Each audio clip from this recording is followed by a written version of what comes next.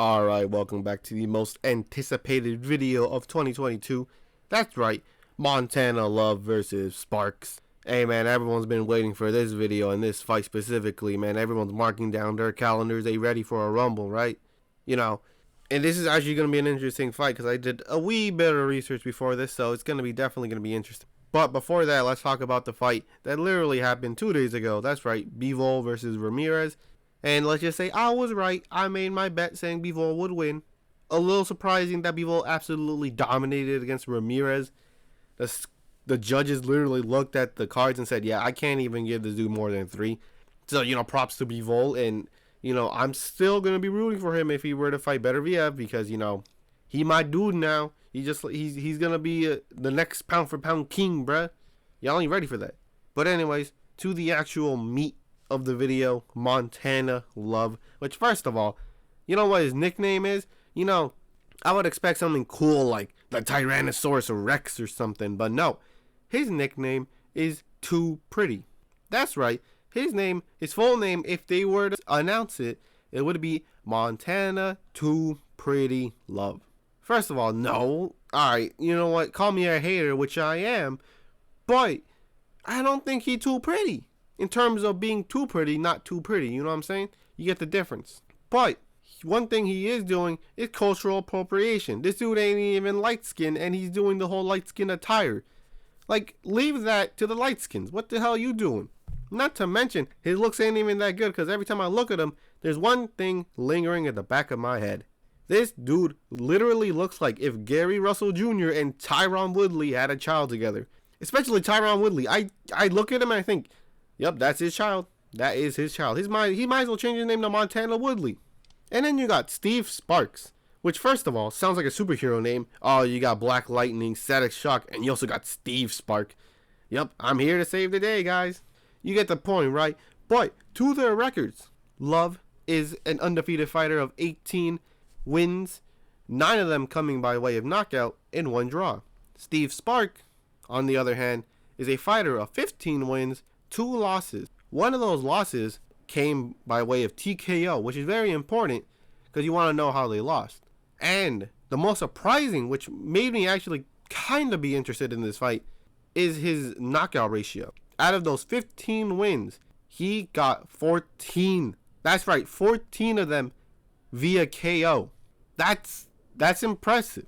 Even if you're fighting tomato cans, because even people who be fighting tomato cans can't even get that high of a knockout ratio. So, you know that dude got serious power.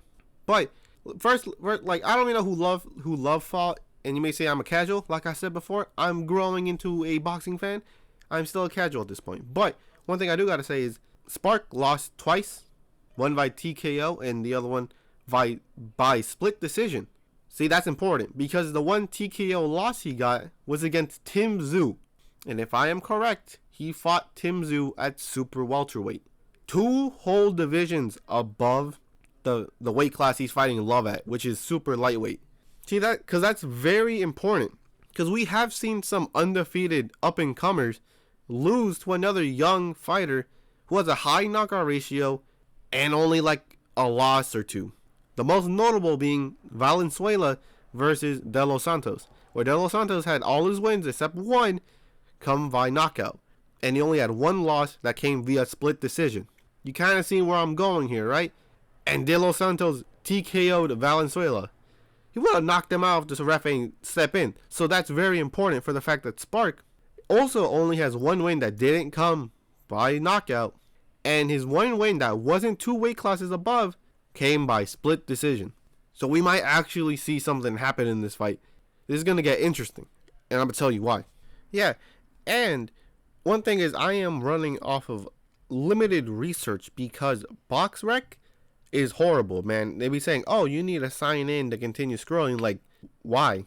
I'm just trying to find records. I'm not trying to be anything more than that, bro. Just let me see who he fought and who he lost to. And they're like, nah, man, you need to sign in. You know what happened when I signed in? The whole thing just did not work. It just did not let me in. I'm like, what the hell? But anyways, enough about hating BoxRec. What I think is going to be interesting? Well, because first of all, Spark only lost 1 via TKO, and that being 2 weight classes above 140. Meaning Love, with a 50% knockout ratio, is gonna need to try a lot just to knock out. If he is gonna knock out Spark, he might want to make a statement win, but if he does that, it's gonna be dumb because Spark literally has most of his, if not all of his wins via knockout. But the weird thing is, the people he fought after losing to Tim Tszyu, let's just say they're not really the best. Like 6-3, my boy, 6-3, which isn't that bad because his latest fight he had was against a 18-1 fighter. So essentially just a Montana Love if he would have lost once. But then again, numbers don't really mean anything because like literally 2 days ago, we really just watched someone who had 44 wins get absolutely dominated by some dude with 20. Numbers don't mean anything in boxing, alright? Let's just be real. So Spark, I feel like the way it's going to end is either Montana Love is going to get a split decision, depending if he wants to be more aggressive, or a unanimous decision if he wants to be more cautious, you know? Maybe he's saying, aggressive, why is he going to get a split decision if he's aggressive? Because he's going to get caught with something by Spark if he's going to be aggressive, and let's be real. I don't think Love can handle that type of power. So, who do I think is going to win? I think Love's going to win via split decision. But if you really want to be ballsy, bet on Spark for the knockout. I would say that. I don't think Spark's winning a decision.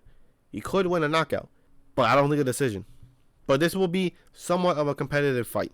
Am I interested in this fight? No. Be real with you, no. I think I'm good with Love versus Spark. But then again, I don't think there's any other boxing happening at that day. So, whatever, right? But anyways, that is the end of the video. Hope you enjoyed it. And the next video that's coming up, a little sneak peek, is the Wilder versus Ruiz hypothetical situation. Because the WBC is going to be soon to, order the fight to happen. So, we might see Ruiz versus Fury or Fury versus Wilder 4. It's going to be interesting. But yeah, that's the end of the video. Hope you enjoyed it. And I'll catch you in the next one.